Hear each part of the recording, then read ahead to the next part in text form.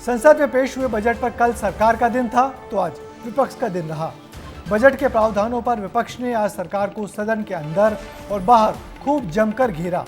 संसद भवन की सीढ़ियों पर एकजुट होकर विपक्ष ने प्रदर्शन किया तो अंदर भी बजट की कमजोरियों को उजागर किया।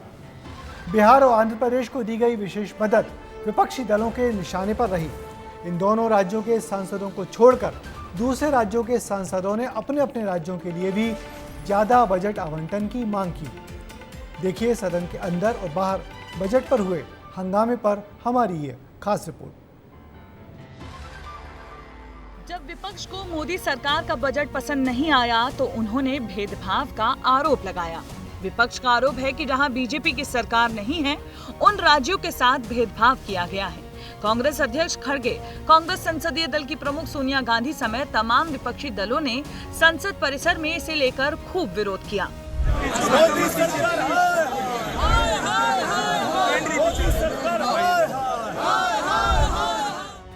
आज बजट सत्र का तीसरा दिन था। लोकसभा में बजट पर चर्चा के लिए 20 घंटे का समय तय हुआ है। इसके बाद 30 जुलाई को वित्त मंत्री जवाब देंगी।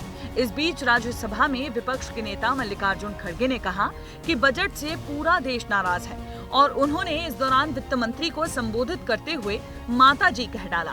तभी उन्हें सुधारते हुए सभापति जगदीप धनखड़ ने कहा कि वो आपकी माता जी नहीं, बेटी बराबर है।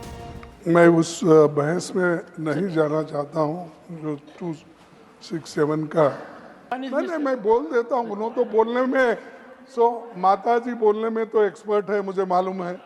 तो उसी तो माता जी नहीं आपकी बेटी के बराबर हैं। मैं अपनी बात रख रहा हूं, तो इसीलिए सर।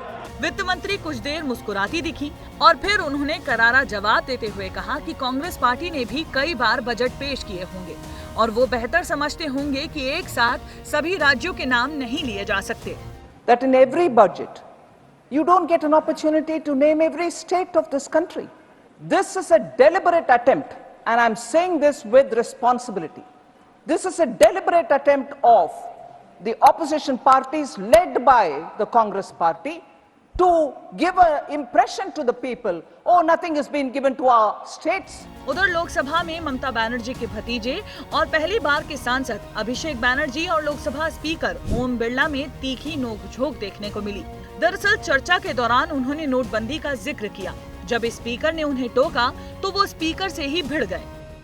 जब विप्लव देव बोल रहा था तब 100 साल पुराना बात कर रहा था, 50 साल पुराने इमरजेंसी का बात कर रहा था, तब आप चुप थे। और अब मैं डिमोनेटाइजेशन का बात कर रहा हूँ, आपको चुप रहे।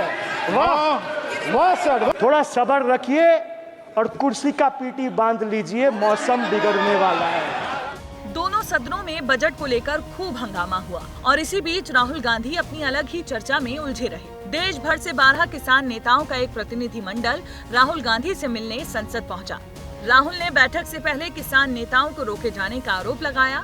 हालांकि बाद में उनकी मुलाकात हुई। हमने यहाँ इनवाइट किया था अपने ऑफिस में मिलने के लिए, तो यहाँ कहा गया है कि उनको अंदर नहीं आने देंगे, शायद क्योंकि वो किसान हैं इसलिए यहाँ अंदर अलाउ नहीं कर रहे हैं। सरकार पर दबाव डालने की कोशिश करेंगे कि legal guarantee, MSP legal guarantee Hindustan के किसानों को। दरअसल देश भर के किसान संगठन एमएसपी पर प्राइवेट मेंबर बिल लाने की मांग कर रहा है। किसान संगठनों का मानना है कि लोकसभा चुनाव में जिस तरह से उसके बाहुल्य वाले इलाके में बीजेपी की हार हुई है, उससे पार्टी सदन में उनके मुद्दे को जरूर सुनेगी। इतना ही नहीं, आने वाले वक्त में जिन 3 राज्यों में विधानसभा के चुनाव होने हैं, उनमें हरियाणा और महाराष्ट्र किसान बाहुल्य ही है। ऐसे में अब किसानों के मुद्दे पर भी राहुल चुप बैठने वाले नहीं हैं। उन्होंने आज हुई मुलाकात के बाद ये साफ कर दिया है कि किसानों के मुद्दे को वो सदन में उठाने वाले हैं। ब्यूरो रिपोर्ट, विस्तार न्यूज। लोकसभा चुनाव के बाद 18वीं संसद का ये दूसरा सत्र है और आज के इस हंगामे से एक बार फिर साफ हो गया कि एनडीए सरकार को अब सरकार चलाने में उतनी आसानी नहीं होगी। हर मुद्दे पर सरकार के खिलाफ विपक्ष एकजुट हो जाता है और सरकार को घेरने लगता है। पहले ऐसे नज़ारे देखने को नहीं मिलते थे।